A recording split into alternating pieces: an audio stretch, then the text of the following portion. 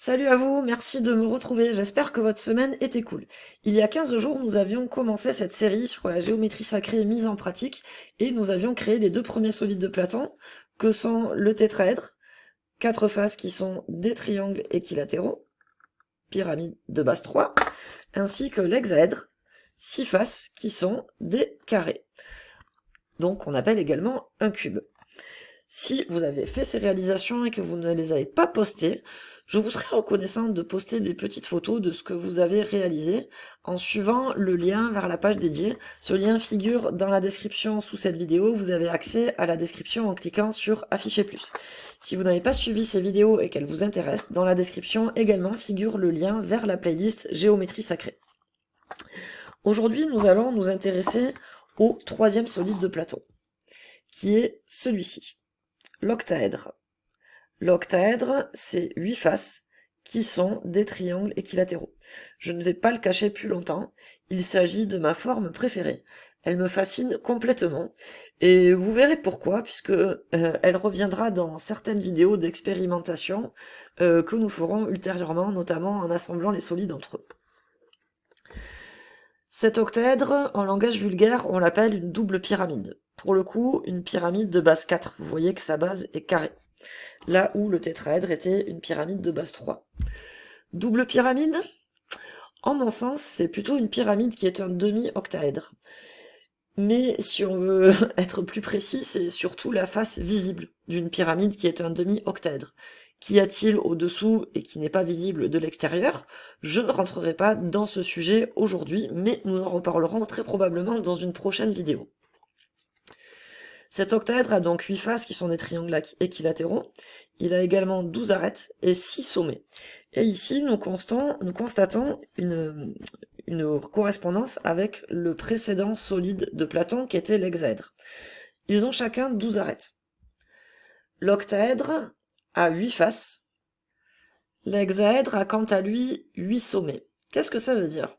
Ça veut dire que si je prenais un hexaèdre, un cube, de taille plus réduite, et que je le faisais contenir à l'intérieur de mon octaèdre, eh bien chacun des 8 sommets de mon hexaèdre toucherait très précisément au centre de chacune des faces de mon octaèdre. Il s'emboîterait parfaitement. De la même manière, l'hexaèdre a 6 faces, alors que l'octaèdre a 6 sommets. Donc si j'avais un octaèdre de la bonne taille, je pourrais l'entrer à l'intérieur de mon hexaèdre, à l'intérieur de mon cube, et chaque sommet de mon octaèdre toucherait précisément au centre de chaque face de mon hexaèdre. Bien entendu, et ceci est vrai pour tous les solides de Platon, comme nous l'avions vu pour le tétraèdre, la sphère est également associée à chacun des solides. Donc si je prends une sphère de la bonne taille, eh bien je mets mon octaèdre à l'intérieur, chacun des 6 sommets de l'octaèdre va toucher la surface de la sphère. Idem avec le cube, avec l'hexaèdre. Si j'ai une sphère de la bonne taille, chacun des 8 sommets du cube va toucher la sphère. Et je peux procéder à l'inverse et entrer une sphère à l'intérieur de chacun des solides de Platon. Si je mets une boule à l'intérieur de ce cube, si elle fait la bonne taille, la sphère touchera exactement à l'intérieur le centre de chaque face de mon hexaèdre, et elle touchera également le centre de chaque face de mon octaèdre. Ce que l'on peut ajouter sur cet octaèdre, c'est que, contrairement aux deux premières formes, on avait vu qu'elles étaient très stables. Une fois posées, elles ont une base qui les rend très stables. L'octaèdre, c'est pas pareil. Si je le mets sur là, un support plat, alors vous voyez déjà qu'il est de traviole, et effectivement, il me suffit de le toucher à peine un petit peu, et cette fois, il bascule complètement. Donc il n'a pas cette stabilité qu'avaient les deux premières formes. Les deux premières formes étaient liées au masculin. Celle-ci n'est pas liée au masculin, elle n'est pas non plus liée au féminin. Nous en reparlerons dans une vidéo ultérieure. Et cette forme, on peut dire d'elle également qu'elle est liée à l'élément R. Voilà pour cette présentation. Dans cette vidéo, nous allons donc construire le patron de l'octaèdre, puis l'assembler. Si toutefois vous n'êtes pas intéressé par le tracé du patron, dans la description sous cette vidéo figure un lien pour télécharger ce patron, l'imprimer et simplement pouvoir le construire. Toutefois, la construction, le tracé de ce patron est extrêmement simple. Ça va relativement ressembler au tétraèdre. Ce ne sont que des triangles équilatéraux, donc tout se fait au compas et c'est extrêmement simple. Allez, c'est parti, on y va. Pour construire l'octaèdre, toujours pas de changement, nous avons besoin d'une règle bien droite, ce qui n'est pas le cas de la mienne, donc j'emploie une feuille de papier ou mon équerre, d'un compas et d'un crayon. La forme que nous allons ressembler va ressembler à ceci.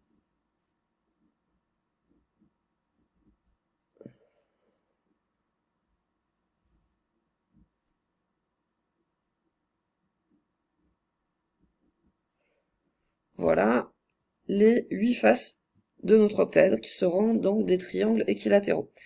Je vais tracer un segment de 7 cm qui correspondra à l'écartement de mon compas.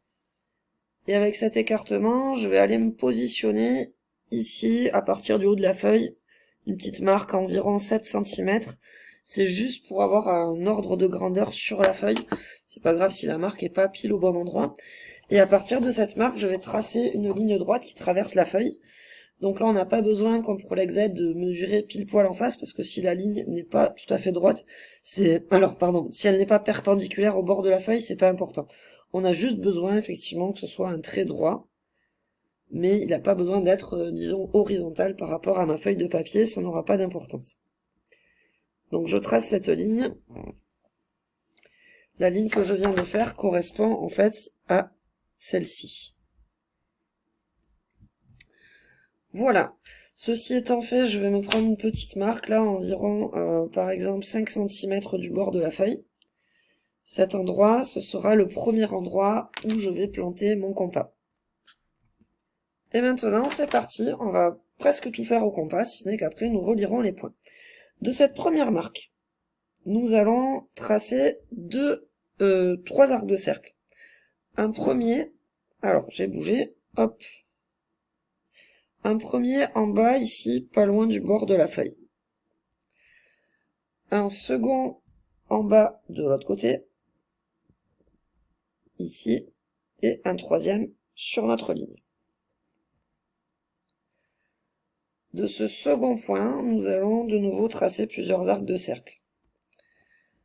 Un premier en bas pour boucler le précédent. Un suivant en haut. Un autre au-dessous. Et un dernier sur notre ligne. À partir de ce troisième point sur notre ligne, nous allons aller boucler l'arc de cercle du haut, boucler l'arc de cercle du bas, faire un autre arc de cercle plus loin sur la ligne, et de nouveau faire un arc de cercle en bas, cette fois à droite. De ce dernier point sur notre ligne, nous allons simplement aller boucler l'arc de cercle du bas. Suite à quoi nous allons nous positionner maintenant avec le compas sur ces deux-là pour créer un croisement d'arc de cercle au-dessous d'eux.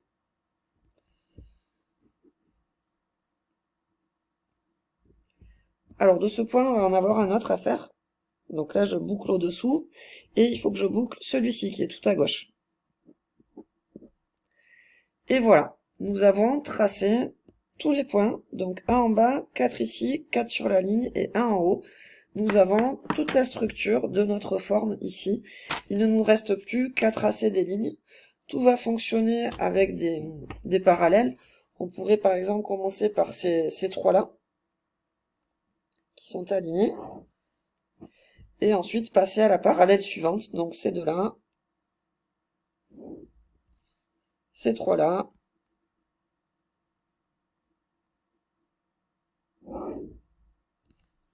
voilà pour les parallèles dans ce sens. Ensuite, on peut passer aux parallèles dans l'autre sens. Donc voilà, il y en a une ici. Voilà, on aligne nos points et il nous restera à tracer les deux lignes horizontales, si je puis m'exprimer ainsi. Voilà, mes lignes sont tracées, j'ai effacé mes traits de construction, j'ai fait un petit pâté ici, je sais pas si ça se voit à la caméra. Il me reste à positionner mes petits rebords pour le pliage. Je vais en avoir sur ce côté-ci, au-dessous de ce triangle, à droite de celui-ci, et au niveau du triangle du haut sur ces deux côtés.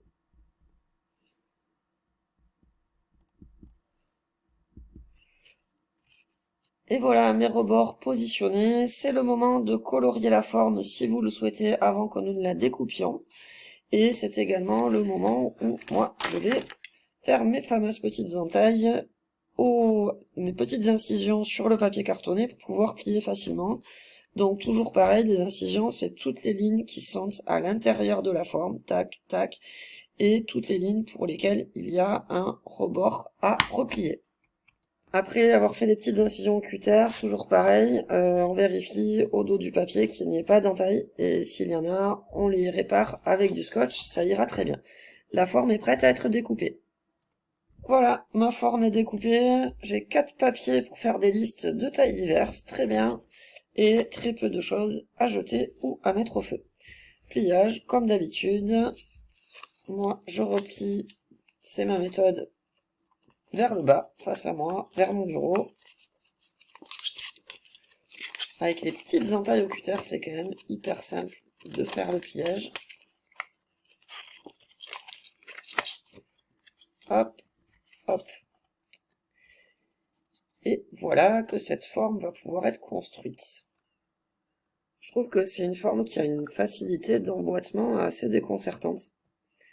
Je sais pas ce que vous en pensez. Je trouve qu'elle s'emboîte plus facilement que le tétraèdre et plus facilement que l'hexaèdre que nous avons fait précédemment. Alors pour cette forme, il n'y a que 5 collages à faire, malgré ces 8 faces.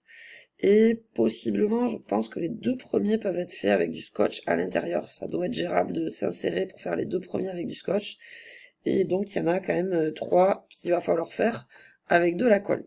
N'oubliez pas, si vous voulez pouvoir suspendre ce petit solide comme un mobile, d'insérer avant les derniers collages la fameuse ficelle avec quelques boules à l'intérieur qui serviront de cale. Ben voilà, ça y est, votre octaèdre comme le mien est prêt maintenant. Je sais pas ce que ça vous a fait comme effet, mais moi, je me régale vraiment à chaque fois à tracer cette forme et à l'emboîter. Je trouve qu'elle s'emboîte parfaitement. Alors vous allez me dire, toutes s'emboîtent au final parfaitement, mais je trouve qu'il y a une espèce de fluidité dedans qui me ravit. Je l'ai dit, je suis passionnée par cette forme, je sais pas exactement pourquoi. Je la trouve par exemple beaucoup plus simple à construire, à tracer et à construire que le cube. J'aimerais bien avoir votre avis sur le sujet, dites-moi ce que vous en pensez en commentaire. S'il vous plaît, postez vos jolis octaèdres sur cette page dont le lien figure également dans la description sous cette vidéo.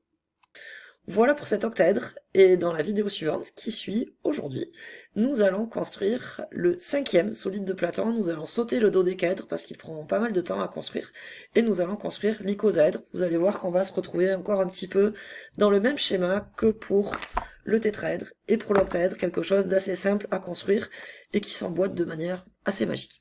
À très vite, merci d'avoir suivi cette vidéo.